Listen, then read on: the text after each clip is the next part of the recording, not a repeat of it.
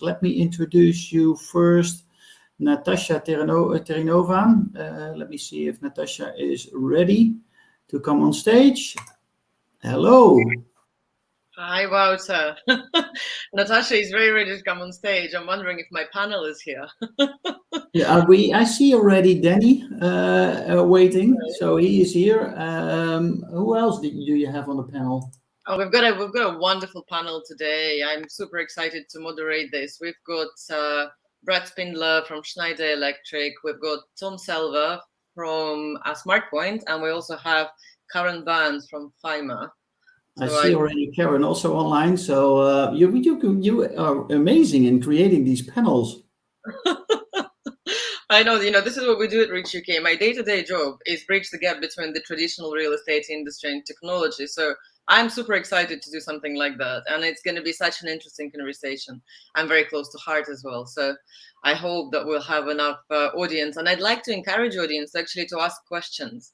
I'm not the best in multitasking, but, Wouter, I'm really hoping that you can help me here and ask questions, make comments. Wonderful panel, sort of all parts of innovation, the traditional real estate and the tech. Cool. So what do you do at Reach UK? You look into different kind of new kind of technologies, or is it focused on something? Well, I'm going to actually, steal a little bit of our time to introduce Reach and Second Century Ventures in a bit more detail, especially since you asked. So we are a technology scale-up program. We typically work with the startups at the intensive stage of growth, and we help them to launch or scale within the real estate market. We are backed by Second Century Ventures, and Second Century Ventures is slightly different to a traditional venture capital organization in that we have a single LP structure. And our LP is the largest trade body in the world. It's the National Association of Realtors. So it's 1.7 industry practitioners in the US, 1.7 million.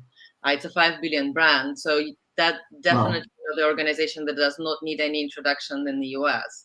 Yeah. And back in 2008, they set up Second Century Ventures as their way of entering the second century of existence of organization by equipping their members with the right technology tools. So one of their first investments was the little company called DocuSign. By no stretch of imagination, this is a PropTech, that's more of a legal tech, but this also explains our investment thesis because we like technology with a real and genuine use case within the global real estate value chain, whether commercial or residential. And so long story short, 2008, they were set up. 2013, Reach was created as the way for earlier stage technology companies to enter this ecosystem. And then in 2019, we started global expansion. We started with Australia back in 2019, as I just said. And in 2020, we've expanded further into Canada and the UK. So in the UK, we are the latest expansion territory. We are still very much a new kid on the block. We're only 2 years old. And yeah, we also expanded like a week before the national lockdown. So that was an interesting, experience. Yeah, crazy time. Yeah, we have a massive portfolio. Our portfolio is 150 plus companies. We typically onboard only up to 10 companies in each program around the world, but we are growing very quickly. So watch the space. Any questions? Door is wide open. I know it's a bit of a cliche, but do find me on LinkedIn. I'd love to have a chat. Cool.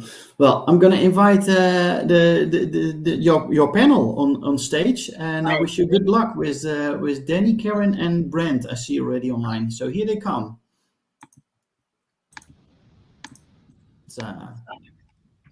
Hey, good afternoon. Hi, Brad. Hi, Danny. Hi, Karen. I think we're missing Tom. Hi. But yeah, I've taken a little bit of our space to talk a little bit about Reach and the exciting work we do here with technology and the real estate. But so while we're waiting for Tom, who I hope still going to log in, so I'm going to leave it to Wouter to let him in when he's in. And let's just kick off. So I am super delighted to be your moderator for today. I think it's an incredibly interesting discussion. We're going to talk all things human-centric workspace and the impact of technology, and how this fits into the whole smart building narrative, how it fits into the net zero narrative. So truly fantastic expert panel, as I said, just said to Wouter, representing all the perspectives of the traditional real estate and technology. And what I'd like to start with is just with the notion that we all see that the role of buildings is changing, as is the way we interact with them.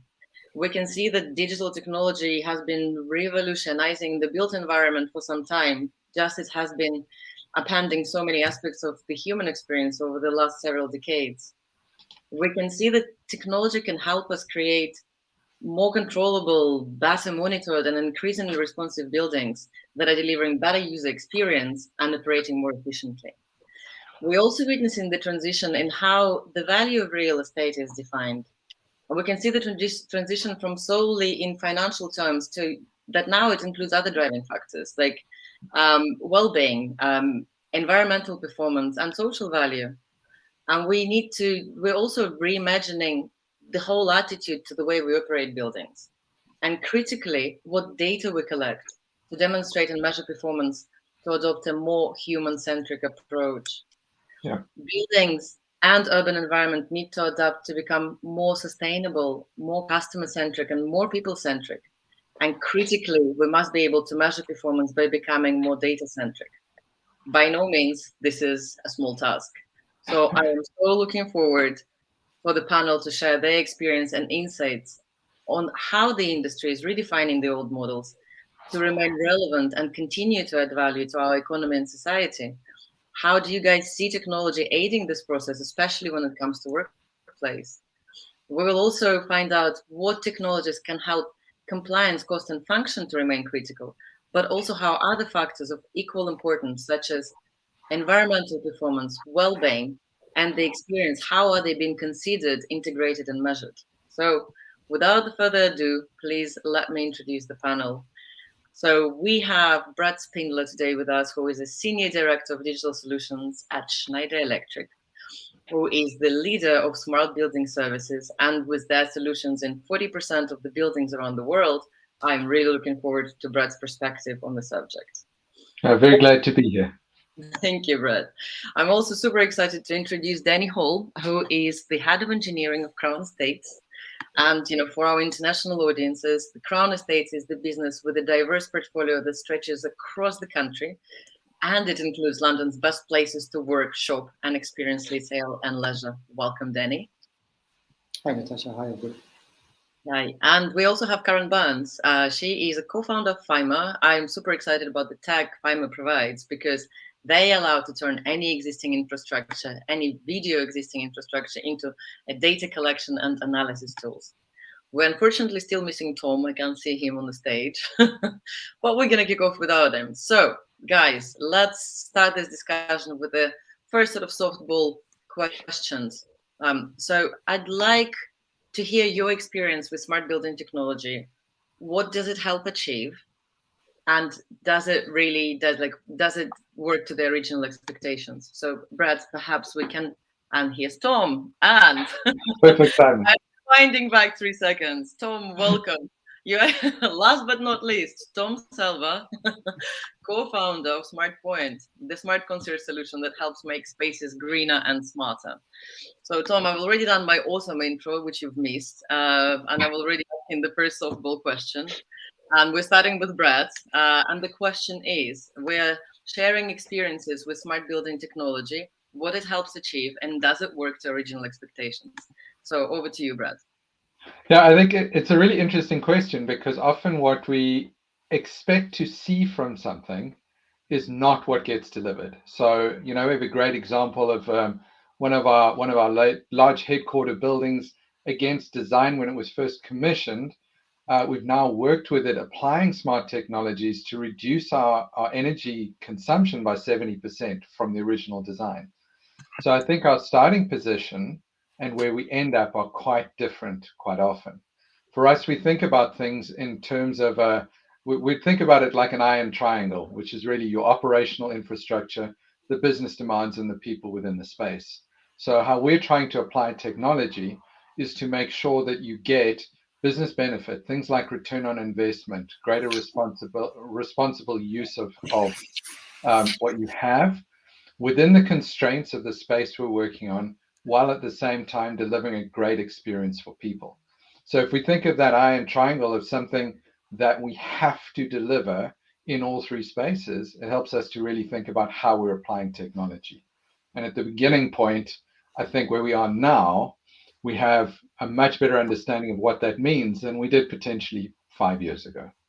So I think in real terms, we are starting across the industry to be able to deliver really interesting improvements with a greater understanding of what data means. And I think also a greater respect to the fact that we need to start removing some of those traditional barriers that we thought about, start stepping away from some of the very point solution type approaches and start understanding what data means across the whole gamut of the building, right? So really making sure we get use of every piece of data coming from every area. That is very encouraging. That very fits into my introduction that we really need to become more data centric to become more human centric. Denny, I would love to hear your perspective on exactly the same question. So, smart building tech, does it work to expectations? Maybe some practical experiences of what you have deployed within one of your portfolio buildings. Yeah, thanks. I mean, interesting points from Brett. I think we kind of forget that we've had technology for quite a long time in buildings, in real estate, and it used to be called a BMS system, and there's lots of data points from a BMS system. And I think what's interesting to think about is we've had lots of data, but we haven't known what to do with it, and we haven't been able to manage it and make value from it. Whilst we've got super intelligent building services engineers out there designing great systems, for example, and controlling them with relatively complex pieces of technology. It's just sat there in a black box, and we hand it over to somebody to look after, manage an agent to look after it for us, and we don't really tell them, and we don't really tool them up on how we want it managed. So I think there's a void in there, and I have to say that there's so much data comes out of some of this technology that it's no wonder it gets ignored, because it's a stream of numbers that nobody's able to sort of comprehend. And I think that's the basics for me, is starting to get this data that we get and sort of lay a foundation over the top of it, so we can start looking at how a building is performing, how we might enhance that performance, how we want to enhance that performance. And when I say performance, it might mean energy performance, it might mean carbon performance, it might mean how the experience of the user feels about it. So performance in lots of different metrics, rather than just sort of traditionally it's been how much energy have we used through the systems. And what it hasn't been is how that building is experienced. So I think there's a layer in there that's been a gap for many years that we need to sort of fill, and I think technology is there at the moment, is starting to sort of fill that gap, which is great. In some of the things that we've been trialing in the early stages, which aren't necessarily new pieces of technology, we have plugged sort of, I guess, widgets onto the side of our control systems to try and increase the performance of the buildings. But in all honesty, it hasn't worked out particularly well, because you still end up having to manage it manually, if you like. So I think the next generation of things that we're looking at is a much more integrated solution, where it sort of bypasses the human frailties in many ways, that it's just overwhelming amounts of data, and starts to sort of present it in a much more understandable fashion, and does some of the things, the more mundane things, automatically. So it sort of stops that overwhelming sort of gush of information that nobody can deal with, because it's just too much. And I think once that layer's in place, we're starting to get there now, we can start layering products, apps, whatever you want to call them, on top of that layer, to start to sort of, really sort of press the buttons of that experience of the building. And that's in many ways where the Crown are driving towards. It's about occupier experience. And again, that can be many things. And we're not going to forget about the performance of the building. But that sort of concept allows us to own the performance of the building right through its life and enhance it at any stage through that life, and enhance the experience of that building at any stage. Yeah, I think Danny's hit on something really important, right? Is that we have a lot of data, right? Historically, it was very difficult to connect the data together. So the technology to drive those data connections was hard. It's much easier now. Now we start asking the question, exactly to your point, Danny, of if we connect things together, what does it mean? How do we actually now start using that data to drive value, drive experience, reduce carbon emissions, all of these kind of things? The data's there. What does it mean when we connect systems together? And then how do we turn those technology insights into action in the real world, right? So we got to drive that connection from the virtual to the physical, to the built world, so that we can actually change the experience based on the data and the learnings from that. Well, I think that's right. And you know what? I love what you guys are saying. You know, how can we turn data into actionable insights? How do we analyze this? Like massive amounts of data. Karen, you work. Yeah, I wanted to chip in there. I think Tom need to really get involved in that conversation, because Brad just asked wonderful questions. He's almost stealing my moderator's job. No, that's great. I completely agree with both Danny and Brett. There's been tons of data around, obviously. What we do is we look at video feeds from existing CCTV and security cameras and analyze movement in and around buildings. And that data previously has been quite siloed, especially because there's been heavy reliance on widgets, IoT devices, etc., which measure something like footfall, but not kind of the age of that footfall or the gender of that footfall, which we do, by the way, in a GDPR compliant way.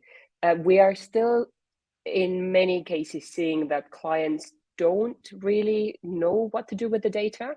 So we add insights on top of it so that they can really deliver to whatever strategic initiatives they have, be it around sustainability or improving the experience for tenants as well.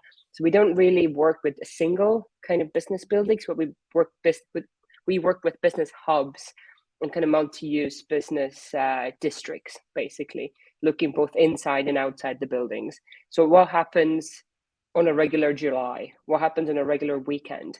If that particular area is completely drained of footfall on a weekend, what can the estate manager do to increase that? So we introduce these Jan Gale's kind of principles of necessary and optional activities. Is that balance there or not? Because the footfall in the weekend could, it could be actually bigger than it is during the week. And they would spend more on different types of things. So that's the kind of data that we provide and the insights that we look at. And we can see there's hunger for it, but we have to kind of help a lot of our clients along when it comes to how then that data translates to insights. So otherwise, it's just a stream of numbers. Thanks, Karen. I'm going to add to that because I love that last sentence of helping clients. And just going back to, I don't know if it was Danny Brett who mentioned going all the way back to BMS systems, right? So we had BMS systems, and then we realized, oh, we can measure stuff. So now we get into, now our building has technology. So we started measuring, and what we wanted was a very principal hypothesis, which was we want energy efficiency. And that lent itself very neatly to saving costs. And then when CO2 reductions came along, we went, hey, we have all this technology that allows us to build very simple hypotheses. And then came PropTech. And what we didn't realize was a little bit what Karen was saying, is that we have to create better hypotheses. What is it that we actually want? Is it qualitative? Is it quantitative? Is it a combination of both? What do I want as a client, right? And almost PropTechs have had to take on that baton and go, wait, I will tell you what all my other clients are doing and how they're working on their portfolios. And maybe you want to adopt some of these aspects. Right? And it's a little bit of a longer conversation. But ourselves, and I imagine Karen as well, is having to get to a point where we become a little bit of consultants. But in order to provide that array of solutions, our technology has to be a lot more universal, a lot more API powered, a lot more capability to integrate with the needs and wants of our clients, right? So PropTech has had to grow up very quickly, not just with silo technologies, but also in terms of complementary technology. Thanks, Tom. Sorry, if I could just come in there. I mean, I think that's a really interesting point.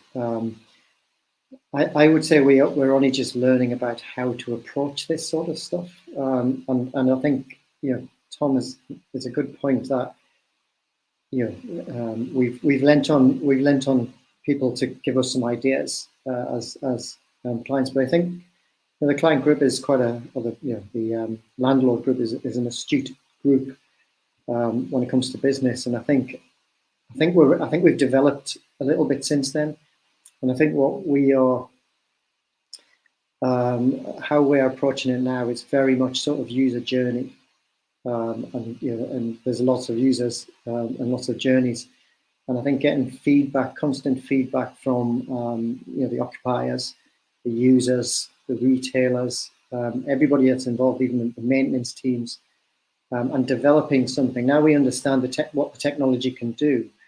I think then we can play a bigger part in owning the vision.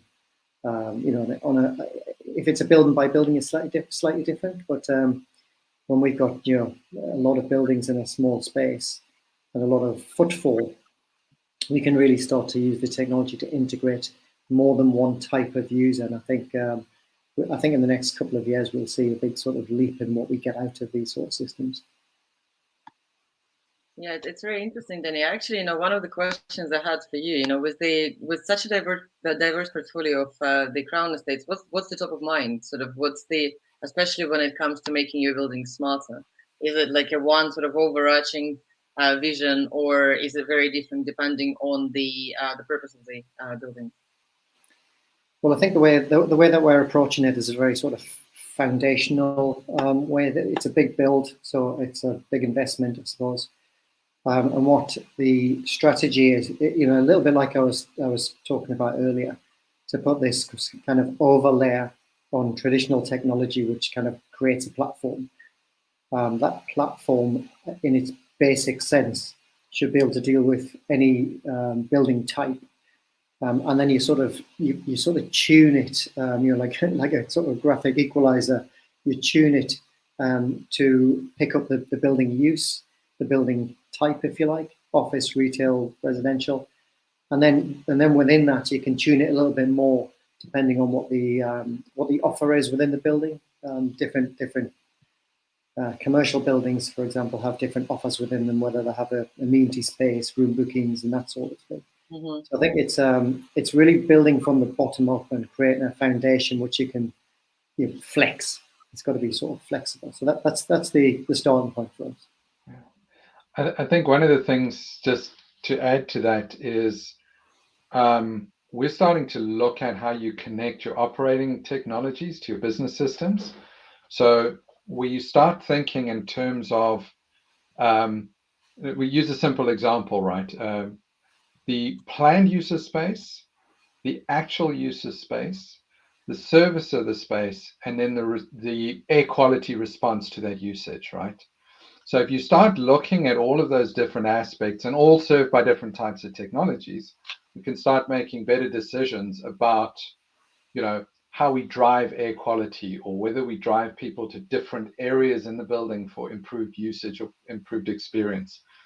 And I think it's by connecting all the stuff that Tom, Karen, and you, Danny, have been talking about, when we start putting all those things together and looking at building data holistically, regardless of supplier or data source or anything else, start to drive that interconnectivity with an understanding of where the value comes from, that we can start creating a very different use of the space, and then driving better value from it, right?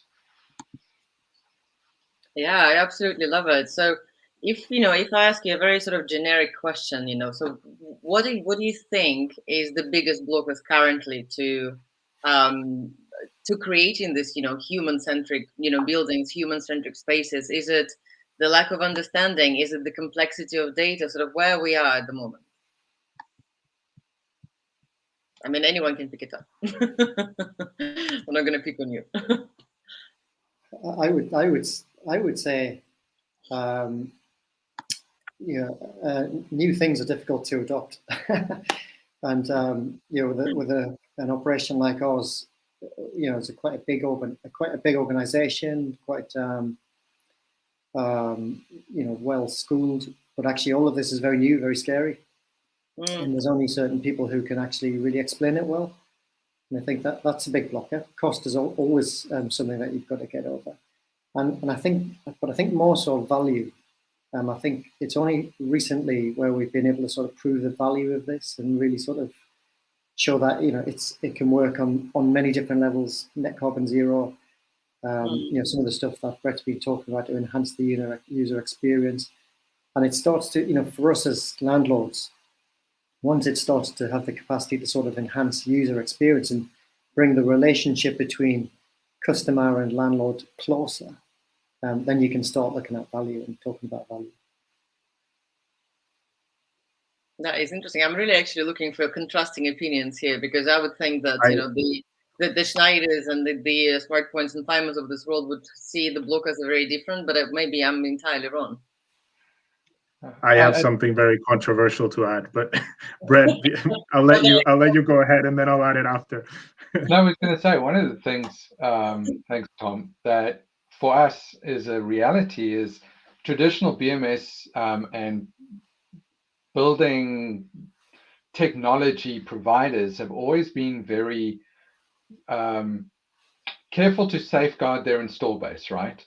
You kind of wrap your arms around it, you hold it, you make everything proprietary, and you make it really difficult to access. I think one of the things that Schneider across the board is trying to do is say, open it up, right? As an end user, if I'm locked into a supplier, that creates risk for me, and that's uncomfortable. So our view is make it as open and accessible as possible, create ecosystems with everybody in the space, right? So that the end user, the person who's now adopting the technology, can drive the best value. And coming now back to what Danny was saying is you've got to drive a clear return on investment, and whether that return is a cash value or whether it's reduction in carbon, improvement in experience, that value has got to be front and center in what we deliver.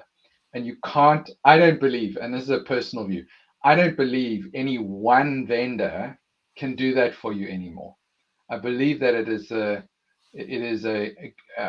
set of technologies from multiple people in multiple spaces, all combined, that's going to deliver that return.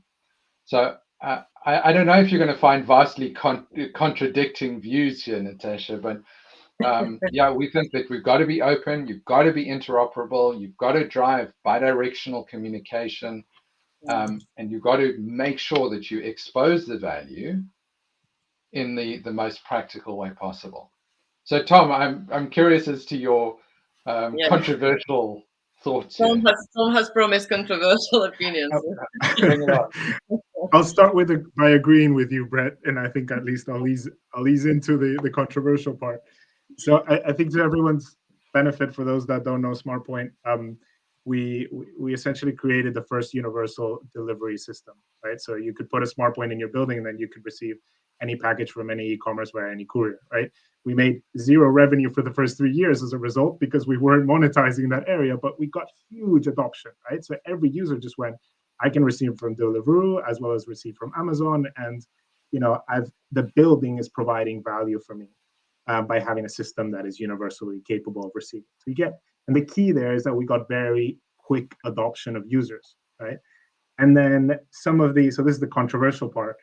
Some of our clients compare us to, why aren't you as big as, say, Gorillas or Getir or Deliveroo, for example? What's the difference between the adoption of the services that you provide on a SmartPoint versus them?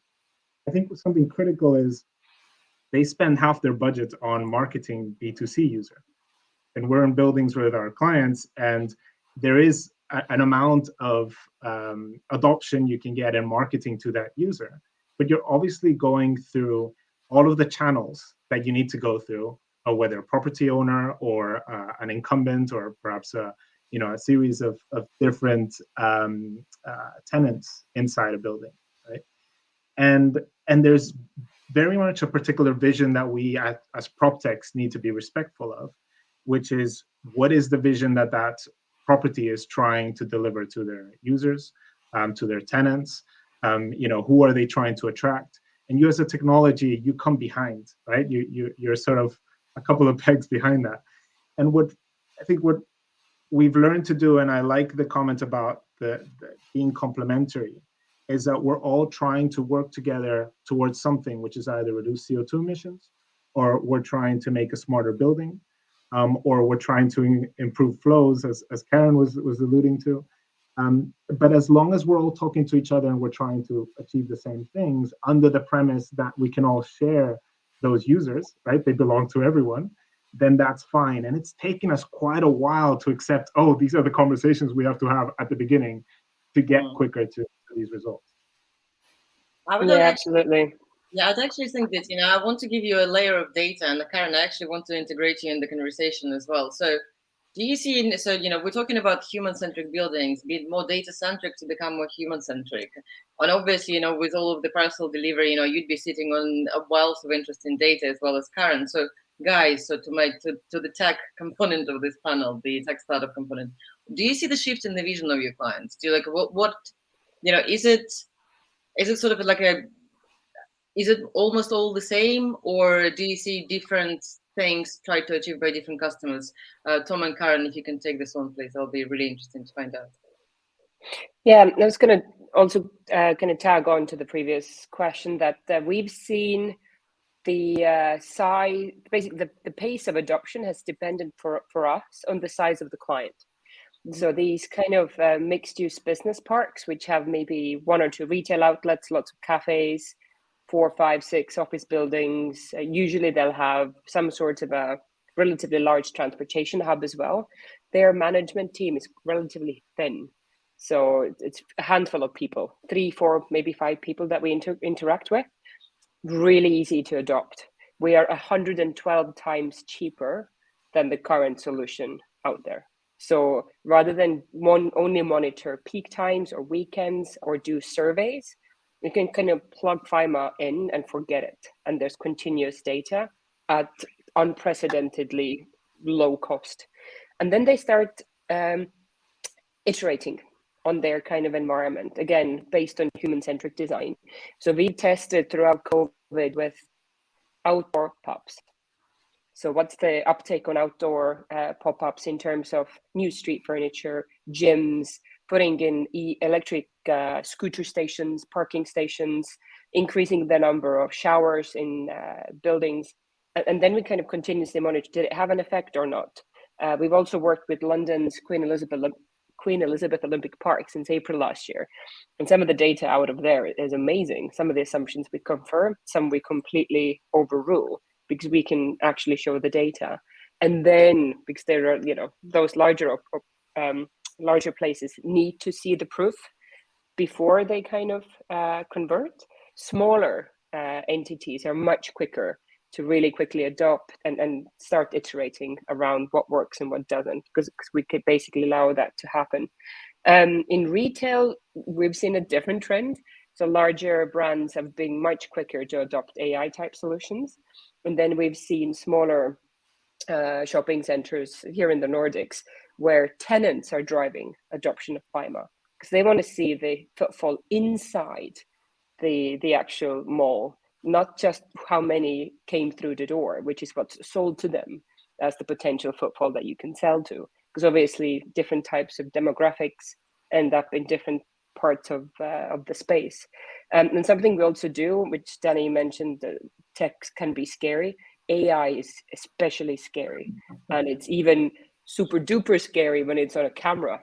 So it's all the layers of Black Mirror adding up. So what we do is we provide free AI training for everybody who wants to onboard management teams, anyone. We've even trained the Estonian government on how to procure for AI. And it's also why our AI has never seen a human face. But that learning curve is something that still has to happen. And we kind of help it along by teaching people about AI. That's awesome. I mean, you got me a little scared when you said let's increase number of showers and put cameras in there. But I guess that was a very basic understanding. No, we don't look in there. It's more to see if. Basically, we've seen nearly a tripling of e-scooter and bicycle use since summer ended in multiple locations, because people haven't wanted, because of COVID, to go back on public transport. So they're looking at different ways of moving about, and that's then necessitating other types of changes in these environments. Cool. Yeah, that'll explain. So we've added as a service that you could charge your scooters in our SmartPoint compartments, and that I should have spoken to you before, Karen, because I think to answer your question, Natasha, on the back with what Karen was saying, it's really about, is there an immediate demand, or can your client predict a future demand, right? And so it also tells you how successful you might be. So we were only an office space about 2.5 years ago. And then when COVID hit, we had 40 smart points that we were going to install in our office partners. And we couldn't. So we took 40 smart points and donated them to hospitals. And the usage was incredible. So we all of a sudden had a demand, an immediate need for delivery of medication to smart points in hospitals that wasn't being met in any other way. So in that way, we delivered for an immediate demand, and those are the type of clients that can immediately absorb, and they know what they want, right? I want a smart point to deliver these services, or I want a smart point to deliver these type of packages, whatever it might be. But then there are others, clients, I would call them the medium and small, perhaps, that they come to us and they're looking for a range of solutions. I love, and this is perhaps, I don't know if there's other startups or scale-ups listening to this, but some of the best advice is, if a client comes and tells you, this is what I want, and you can't really provide it, just tell them, this is not what we do. We can't deliver it. This could be something that we could work towards, but it's really valuable to just be clear about what you can and can't do. We do entertain those of much larger clients that have a vision and there's no other product out there to deliver something, and then it's something that you can work together across 1.5 years, for example. We could talk about the Vonovias, or we could talk about the Merlin properties that want to do something across an entire city, or whether we work with governments, and I'm sure there'll be lots of startups that go in that route, and it's a slow process, but they can visualize a future demand and therefore want to work with you. It doesn't work, in my personal opinion, with the medium and small. To try to make assist or your technology more malleable for them doesn't pay off in the long run. Thanks, Tom. Danny, Brett, I actually would like to come to you, and because one of the things you've mentioned, I'd love to dig deeper into it, is the complexity of data, and sometimes complexity of the managing the vendors. How do you make sure that? How do you manage the complexity of vendors? What type of vendors are you looking for, and how do you make sure that their solutions can talk to each other and integrate?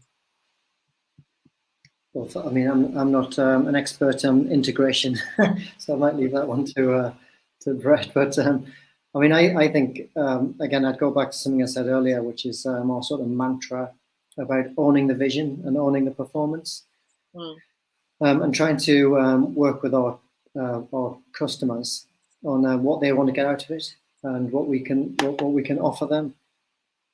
And then we've put a sort of plan in place and made sure that plan drives through with. I mean, it is kind of one of the tricky points, the vendor points, because there's a lot of people in this market now who've got zero history. Quite a lot of technology people coming into sort of building the building industry, and it's very hard to sort of work out who is good and who is the future and who is not the future. I guess more to the point.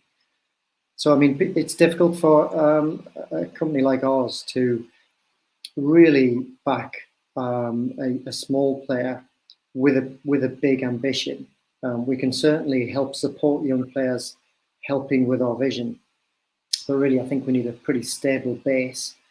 Our buildings are hundreds of years old, and they'll be there for hundreds of years more. We need sort of a maturity in the key players, the key partners that we adopt. But we also need flexibility in as much that when them less mature tech companies become mature, to be able to swap them into specific roles. I think I still think it's quite an immature market, and I think in 10 years' time we'll be probably have learned so much. We'll be doing things quite differently. So we've got to have flexibility in terms of products and swapping out products. Yeah. So it's interesting because there's two thought processes here. If we're designing and building a new building, it's really great, right? Because you can start with, what does my customer want? As Danny said, define what the customer's looking to achieve. Then you can actually define and design all the supporting systems to achieve that. In the grand scheme of things, it's kind of the easier approach, right? Now, if we look at our existing buildings, which obviously is the vast majority of stock, there's two approaches, and we've seen both approaches directly within the spaces that we're working in. The one is rip and replace, right? Everything you had, let's get rid of it and let's put new stuff in. We think, well, that's a really great money generator for the guys suggesting it, right? But it's not super practical unless you have unlimited budgets.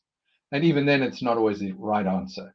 So we think what we have to do, especially with working with partners, is to look at what current systems are already in place, what adds value, and then understand, again, coming back to the point we made earlier, how integrating those things can add value. Because there's some things in place, actually the value proposition, combining them in with another system, it may not be worth the amount of energy that needs to be put into it, even if it's small, right? So I think we've got to start with the question of what do you want to achieve? Then what do you have in place? How do we combine what you have to achieve your goals? And then what new things need to be added? I think one of the places that we see a lot of risk in this is around cybersecurity. And so we have a real focus on ensuring that the vendors that you work with and the partners that you engage with are secure. All right, we have a really onerous process around making sure that the vulnerabilities are managed both at a hardware and from a software level, and then making sure that those data connections are secure and are as impenetrable as possible, right? Because there's always risk in that space. So very, very clearly, we need to be thinking about how do we connect, who do we connect to, which vendors, again, Danny made this point, which vendors can you trust to fulfill those things, and then work proactively to develop solutions together, right? That is, yeah, I absolutely love all of this notion, guys. So we haven't got a lot of time left. So I want to almost get us into almost the world of sci-fi. Let's talk about sort of what. So are the smart buildings here already? What type of technology makes buildings smart? And sort of, and how your average human being can pinpoint a smart building? Who wants to take that one? Well, I mean, I have a slightly interesting view on some of this because we put all of this technology into a building, and then we expect people to sort of be able to cope with it, which largely they can, of course. but actually, there's a part of me thinks that particularly on energy performance, net carbon zero, that actually the building should be allowed to fight back from poor performance. And I think there's something in people messing with controls, that the building should have some parameters to say, if you do that, this happens. Therefore, I'm not letting you do that. And it's a little bit controversial, isn't it? That the building owns you rather than the other way around. But there's there is some elements, some rules in there that stop wastage, stop poor performance, stop abuse. So that and I think I think going on from that, there's also things that the building, because this is really all about informed decisions, isn't it? We've got all of this data. We're enhancing the occupier's use because they can then make decisions based on actual data, not whimsically. And things like basing meeting room bookings on air quality. We're not going to tell a tenant that, do you want to change meeting room because that meeting room has better air quality? Because of course they do. Who wouldn't want to do that? So just do it. So there's some automation needs to happen, and some sort of education needs to happen. Yeah, this is why you say that AI is so scary, because if your building is gonna, you've been a bad occupier, exit the building. That's probably not what we want. I mean, we used to talk about league tables in one project before I came to the Crown. League tables of energy use and misuse, but we quickly decided that was a bad idea. Brilliant. Yeah. I would stick, however, on the, perhaps not on the shaming part, but on the policy side. So we're working now with a company that is building the most advanced and going towards net zero office mixed use complex in Victoria, London. And it will be built in 4 years. And they're already talking about, this is how we're going to limit the usage for certain types of users. These are the new policies. They cannot use the lift if they have these capabilities, and they can walk 2 flights of stairs, so on and so forth. And it borders to the not just stringent, but almost human rights part. But actually, we're trying to build something for 4 years that is going to be there for another 3 generations. And we have to design for that. And we want to use technology for the benefits of not just our own, but future generations. That's what we're trying to say. And I think if that trickles down to how we operate the building and how we believe our buildings should be seen by or considered by our users, so that they take pride. I am in a net zero, I am in a future thinking building, and therefore I change my lifestyle to commit to that future. And I think it's something that we need to dare to do now and not wait until 5 years' time. I think that's right, Tom, and I think it's a really important point, because what we're really doing, we're not forcing customers to do anything really, but what we really want to do with this technology is partner with them, and largely they have the same ambitions as us around carbon. They want a net carbon zero future, as we all do. We've probably got more experience in doing that, and we've certainly got the technology that they perhaps haven't even considered yet for their space. So it gives us a real chance to get close to the customer, but really have a real impact. Because they're the ones that use the energy essentially in our buildings. We can make it as efficient as possible, but they've got to make their operation efficient too. So we can partner with them, get closer to them, and have a real measurable impact in carbon. Yeah, absolutely. So I think, quick thought here, that there's a difference between a smart building and a technologically enabled building.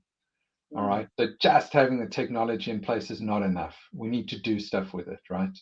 So one of the things that we're starting to actively look at is this thought around the move towards autonomy, right? So enabling the building to understand what it needs and respond to it. And one of the projects we're doing is around taking condition-based monitoring information, specifically around your mechanical plant, translating that information directly into your work order management system, and then using rules to determine, based on your return on investment, and whether that, again, is carbon, cash, maintenance, whatever it is, actually allowing the IWMS or work order management system to make a decision about how to respond to real-time performance of the plant. So it's just the kind of very beginning of this idea that we can start moving to allowing the building, Danny's point, to fight back, to determine what it needs to operate in the best way possible. And if we start moving towards real-time health and real-time operation, we have the data in your BMS, right? If we can understand what it means and how to respond to it, we can start driving that reduction in carbon, the improvement of environment, the improvement of mechanical health, all of these kind of things without human intervention. So we did one project just recently where we identified 5,000 activities that needed to be undertaken to improve overall health, using business rules and understanding the value provided by those specific issues. We identified 34 key things that needed to be done that resolved 80% of the 5,000 issues. So allowing or automating that process starts making it the reality of smart, rather than just having the technology in place that you could do something manually with, right? That is very interesting. Karen, did you want to say something? I thought that you were trying to get yourself off mute. Oh, I think we lost Karen. I was trying to get myself off mute. Sorry, I have internet connection issues. Yeah, I just wanted to comment on the point you made, Brett, about buildings being smart buildings because of data, and then them being smart because they really support the work that the human-centric design is meant to support. And often that can be a completely contradicting proposition. So I had the opportunity to live in the Middle East, in Dubai and Abu Dhabi for quite some years. So I've seen some of the early kind of new tech and funny buildings, and often the success of AI is really determined by edge cases. And those are the ones you don't see very often until you're live, and the frustration flow is extreme. So that's something that in this tech adoption, I think we have to be really, really mindful of, is the edge cases and what those might kind of turn out to be. Because the building, yes, it can be smart, clever, restrict you in all sorts of ways, but it could go both ways, I think. So coming back to the human inside it, I think we should all really go back to how somebody experiences a building. Does it support their work, the business goals? Can we move around here in a way that really enhances what we do, rather than tries to push us into a specific pattern? One of the other quite interesting areas for me, so we all work in the industry. We work like there's traditional real estate companies. I work with technology. I talk to the industry on a regular basis. So we talk about the human-centric design and the technology to enhance well-being and experience. I've been living in London. Well, of course, we've all been locked out, but I don't think that I've ever entered the building and they said, well, building is designed around you. Oh, we have air quality sensors here and here in order to get your, in order to provide you with the best air quality. So how do we, to your occupier, to your building user who comes there to, live, play, work, heal, how do we communicate with our occupiers that this building is created for them? How do we, apart from some cameras, how can we get some data from them, from what they want in order to actually make this design human-centric? I'd love to jump in on this one because it's a big question for us. Right? We do a lot of work with service providers and guys, and we love the idea of exposing the data, right? There's a practical aspect of this. We have to be very clear about what we're exposing, and we need to give information that will provide comfort and support decision-making from occupiers, rather than create a huge amount of churn because we expose things that we can't fix or that are fundamental to how the building operates. So I think it's a brilliant question.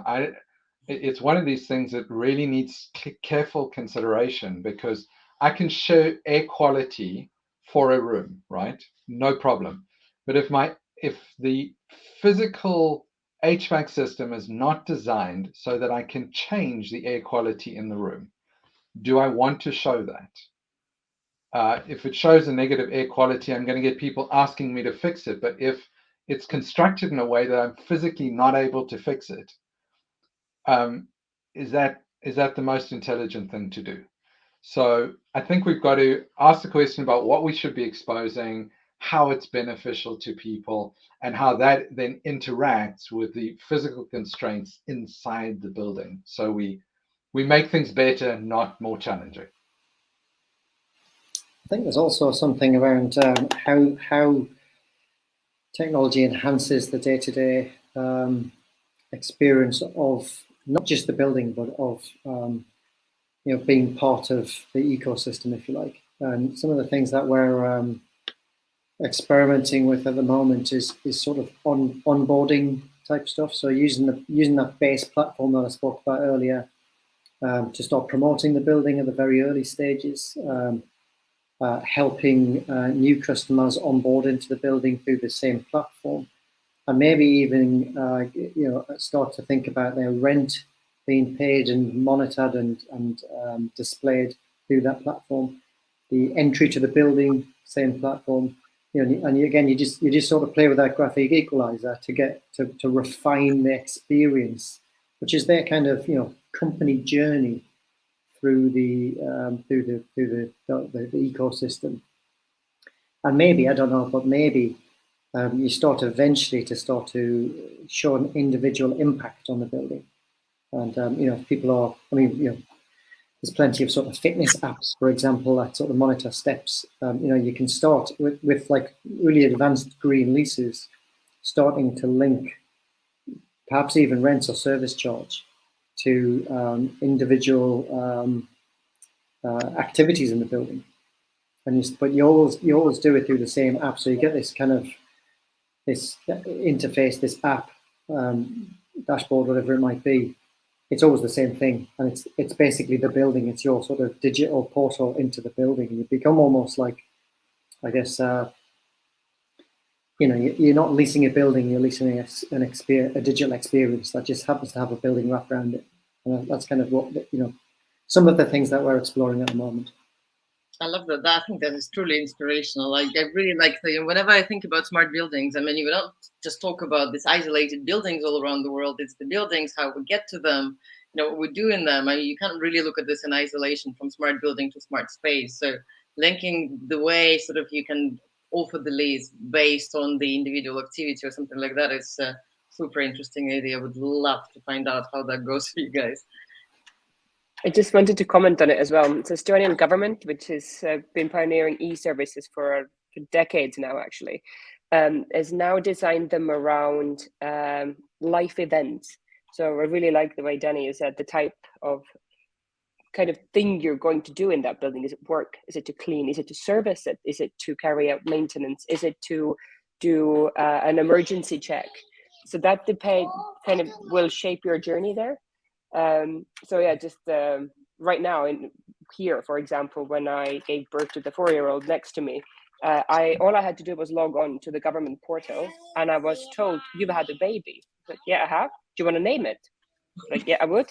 Gave it a name, and that's all it took to get a birth certificate, a national insurance number, all of it. So it preempted something that was meant to happen, thanks to the advanced use of digital technology. And that's when it makes your experience fantastic and tailored and great. So I really like that notion of what are you doing here, and can we shape your journey around that particular need?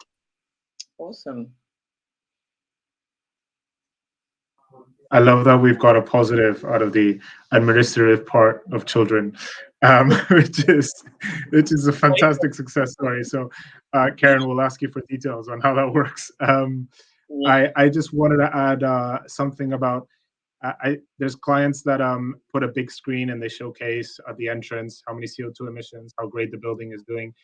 The job is not to showcase how well the building is doing, it's to change users' habits for the better, right? That's a part of it, of course. But I think there's something hugely engaging about I, as a user of this building, have done something. And from that action, I get a reaction from the building telling me how great I've done, right? I have a wonderful example of something I learned. We provided recycling from all of our Amazon and AliExpress deliveries. Nobody used it. So we had it on there, and it's like, yeah, it's great. Operationally, it was so expensive for us to put in place, and hardly anybody used it until people started recycling, and we started telling them, thank you for recycling. This is the CO2 emissions that you've reduced out of the embodied energy that goes into this product. Thank you very much. And then people did it again a second time and a third and a fourth, because it had a reaction to how they've changed their habits for the better. And that's what I would love every client to try to add. Just even if you don't do 3 things, do 1 with a reaction. That is awesome. So guys, we've got only 2 minutes left, but I just genuinely would love to thank you. That was a super interesting discussion. I hope that the audience enjoyed that as well. Massive thank you for being here today, for sharing your experiences. And I actually think that the end of it was absolutely, truly inspirational. And I'd like to read a couple of comments that we have in the chat. So that's from Warwick Swift. He said, collaborate, open API to bring in technologies, and more companies are becoming open to partner to give this value to the customer. So let's finish on this wonderful note. Thanks again. Thank you for watching. Wouter, if this will be available online, if you recorded that, we would love to get the recording too. Thank you, everyone.